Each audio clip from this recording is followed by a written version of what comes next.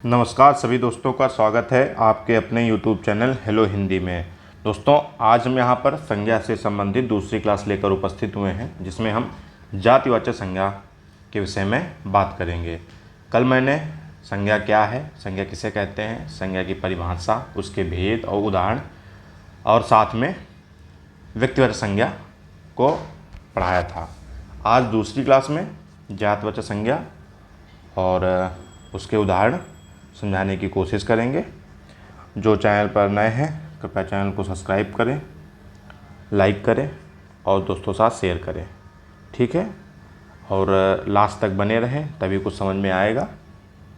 शुरू करते हैं। जातिवाचक संज्ञा। जातिवाचक संज्ञा किसी वस्तु या प्राणी की संपूर्ण जाति का बोध। जातिवाचक संज्ञा किसी वस्तु या प्राणी की संपूर्ण जाति का बोध कराती है, जैसे गाय, नदी, पहाड़, मनुष्य आदि। मतलब जातिवाचक संज्ञा किसी वस्तु या प्राणी की संपूर्ण जाति का बोध कराती है, जैसे गाय, नदी, पहाड़, मनुष्य आदि। ये आगे हमने इसको डिटेल में समझाया है और आगे इससे संबंधित जो भी आपके डाउट होंगे वो सब क्लियर हो जाएंगे। आगे बेहतरीन तरीके से स्पष्ट किया गया है। गाय किसी एक गाय को नहीं कहते, अपितु यह संपूर्ण गो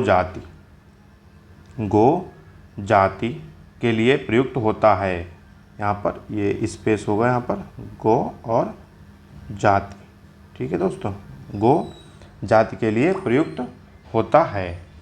मनुष्य शब्द किसी एक व्यक्ति के नाम को सूचित न कर मानव जाति का बोध कराता है, ठीक है। यहाँ पर ये टाइपिंग मिस्टेक हो गई है, जाति, ठीक है।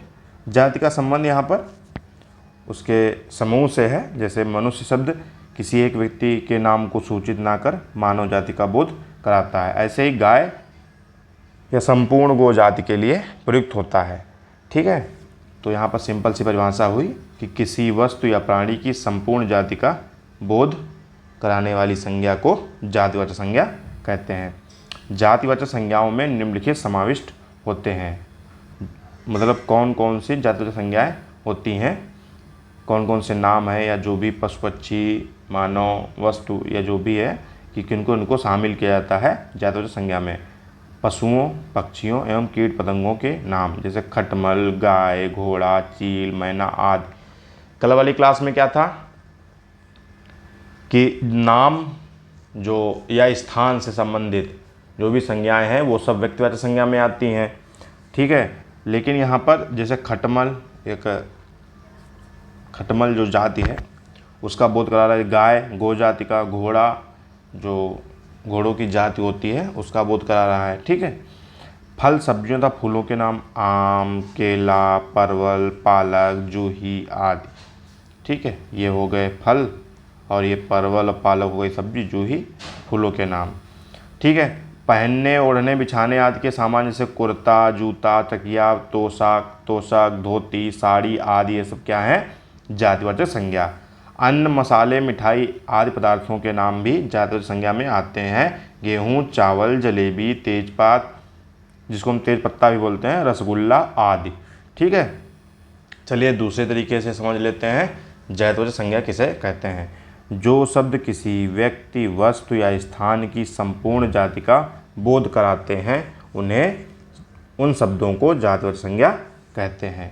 जो शब्द किसी व्यक्ति, वस्तु या स्थान की संपूर्ण जाति का बोध कराते हैं उन शब्दों को जातिवाचक संज्ञा कहते हैं, ठीक है।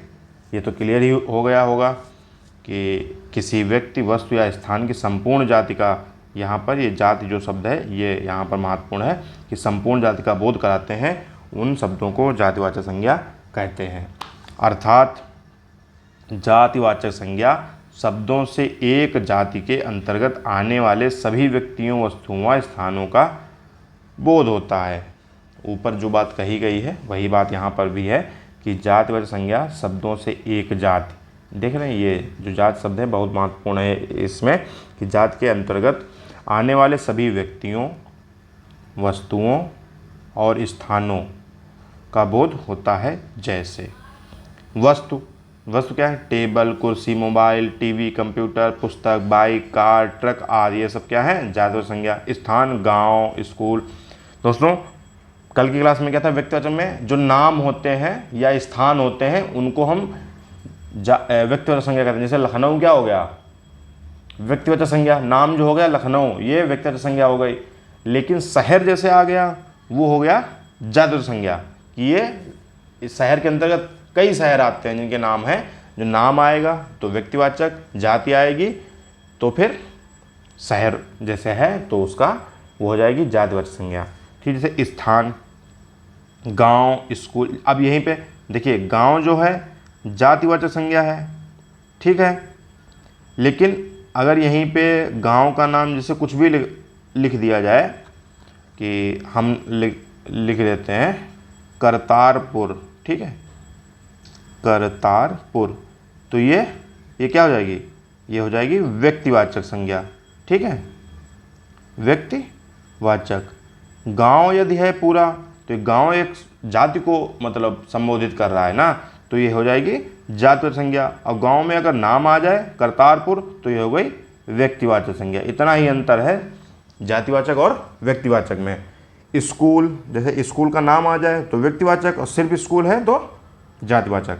शहर, देखो ये है शहर। शहर में अगर जैसे लखनऊ, कानपुर, वाराणसी, दिल्ली या मुंबई या जो भी है, तो अगर उनके नाम आ जाएंगे तो व्यक्तिवाचक, और सिर्फ शहर आ गया क्योंकि ये शहर जो होता है ये जातिवाचक संज्ञा है। क्योंकि एक पर्टिकुलर जो शहर है उनकी जाति का बोध कराता है ये सब। जैसे बगीचा है, नदी, हिमालय, अगर नदी के नाम आ जाए गंगा, यमुना, ठीक है, तो ये हो जाएगा व्यक्तिवाचक संज्ञा। और सिर्फ नदी है तो जातिवाचक, हिमालय आदि, ठीक है। प्राणी, लड़का, लड़की, आदमी, जानवर, पशु, पक्षी, गाय आदि, ये सब क्या है? जातिवाचक संज्ञा। उदाहरण गाय, जैसे गाय। अब यहाँ पर आपको पूरी जातिवाचक संज्ञा स्पष्ट हो जाएगी। अब आप बस ध्यान लगाकर समझ लीजिए इसको। मैंने यहाँ पर और डिटेल में आपको समझाने की कोशिश की है। आशा करते हैं आप लोगों को समझ में आएगा, ठीक है। थोड़ा ध्यान लगा के यहाँ पर अगर उदाहरण आप समझ गए तो फिर जातिवाचक संज्ञा आपकी पक्की हो जाएगी, कभी नहीं भूलेंगे। जैसे गाय क्या है? जातिवाचक संज्ञा, ठीक है।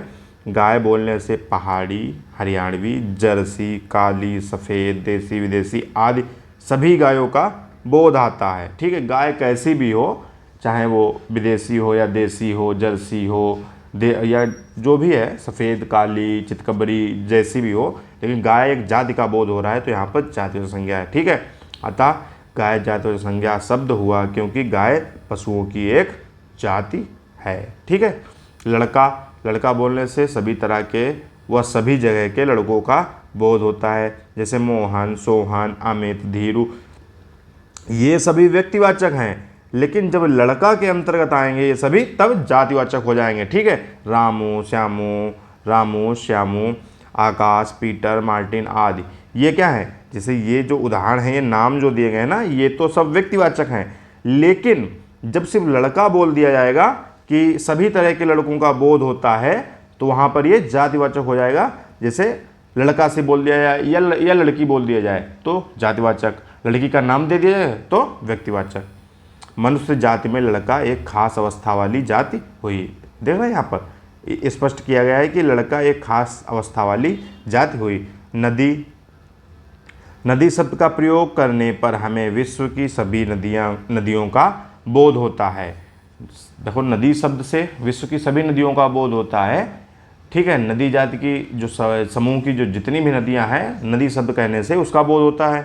नदी शब्द हमें किसी विशेष नदी जैसे गंगा का बोध न कराकर सभी नदियों का बोध करा रहा है। जैसे एक का बोध कराए तो व्यक्तिवाचक, सभी का बोध करा दे तो जातिवाचक।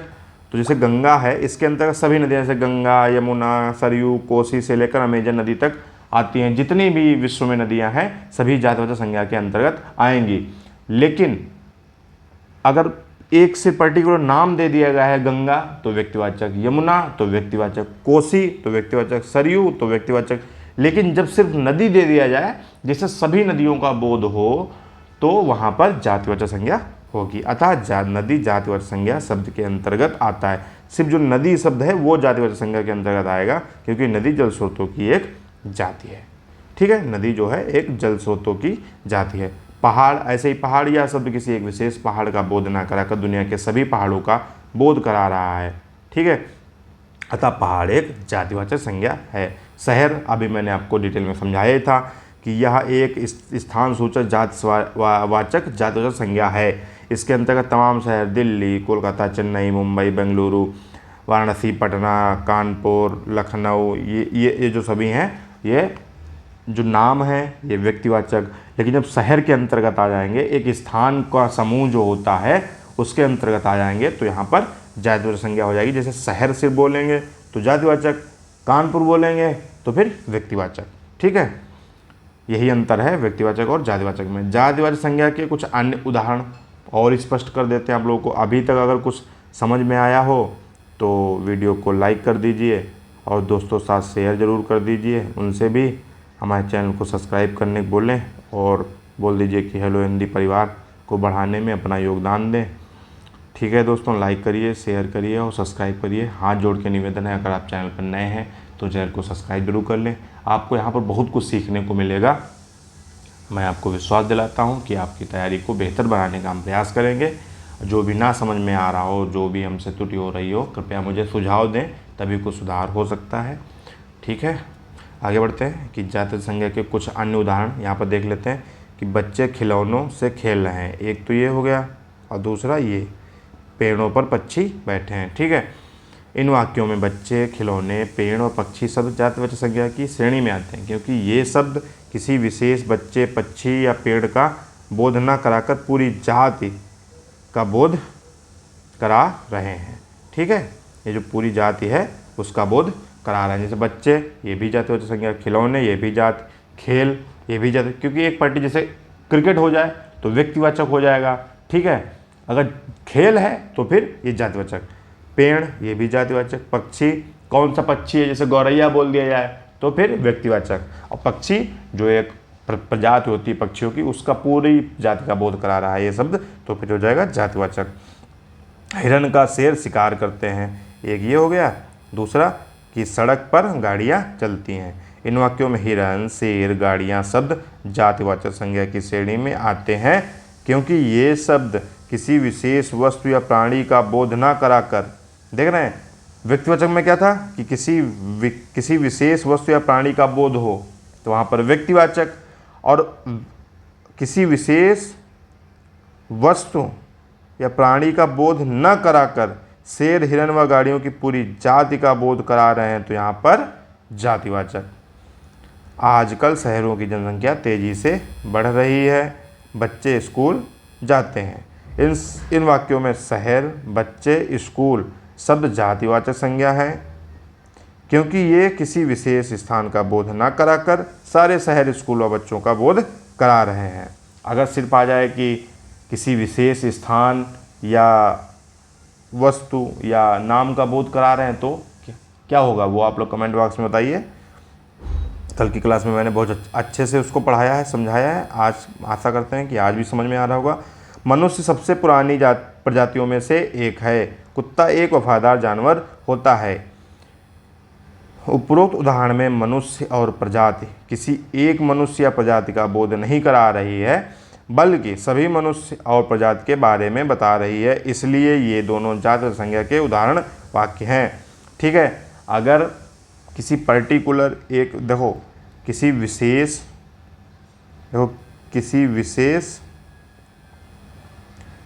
विशेष नाम व स्थान व प्राणी का बोध कराए तो वहाँ पर क्या होगा, व्यक्तिवाचक। ठीक है, और इसका बोध ना कराए मतलब किसी विशेष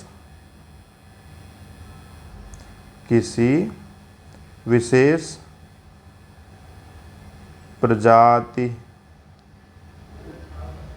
किसी विशेष नाम व स्थान व प्राणी का बोध न कराकर पूरी जाति का बोध कराए, वहाँ पर कौन सी होगी संज्ञा? जातिवाचक। ठीक है दोस्तों, वहाँ पर जातिवाचक संज्ञा होगी और ये दोस्तों ये व्यक्तिवाचक। ठीक है, ये जातिवाचक और ये व्यक्तिवाचक। आशा करते हैं आप लोगों को ये क्लास अच्छी लगी होगी। अगर अच्छी लगी है तो लाइक कर दीजिए, और नहीं अच्छी लगी है तो माफ़ करना। क्या अच्छा नहीं लगा है तो वो अगली क्लास में सुधारने का प्रयास करेंगे। और हाँ, सब्सक्राइब जरूर कीजिए चैनल को। हेलो हिंदी परिवार को बढ़ाने में मदद कीजिए। मैंने तो 1 महीने का लक्ष्य रखा था, लेकिन वो पूरा होता हुआ नहीं दिखाई दे रहा है। कृपया हमारे चैनल को सब्सक्राइब करें। आप लोगों से हाथ जोड़कर निवेदन है, हमारा सहयोग करें, दोस्तों साथ ज़रूर शेयर करें। और आशा करते हैं आप लोगों को क्लास समझ में आई होगी। ठीक है, मिलते हैं अगली क्लास में। जो संज्ञा का अगला भेद है उसके बारे में बात करेंगे। और जिसने भी वीडियो पूरा देखा है उसको धन्यवाद, जिसने नहीं देखा उसे निवेदन है कि पूरा देखे। और आप लोग हमें सहयोग प्रदान करते रहिए। जय हिंदी, जय हिंद और हेलो हिंदी। ठीक है दोस्तों, आप लोगों के सहयोग की आकांक्षा है मुझे। और मिलते हैं अगली क्लास में, तब तक के लिए नमस्कार।